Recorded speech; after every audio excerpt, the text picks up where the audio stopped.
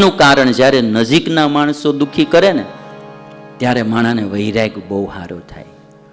કોઈ બહુ એક સારી પંક્તિ લખી, કોની કરું રાવ એ કંઈ પારકા નથી.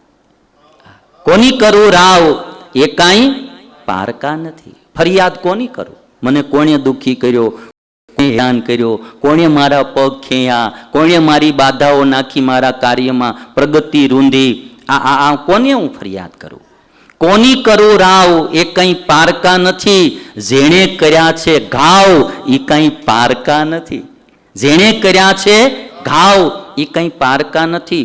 દરિયો તો ખેર કોઈનો થાતો નથી, પણ જેણે ડૂબાવી નાવ એ કંઈ પારકા નથી.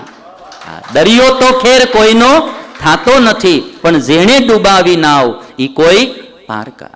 આપણા જ જ્યારે નાવ ડૂબાવે ને તો એ ખબર પડે ભગવાન સિવાય આપણું કોઈ નથી ભાઈ. અને છેલ્લી એક બે વાત તમને કરું. બહુ સરસ એક કોકે વાત લખી કે જુઓ જાહેરમાં તો ખાય છે મારી દયા, જુઓ જાહેરમાં તો ખાય છે દયા મારી, કરી છે ખાનગીમાં જેણે દુર્દશા મારી.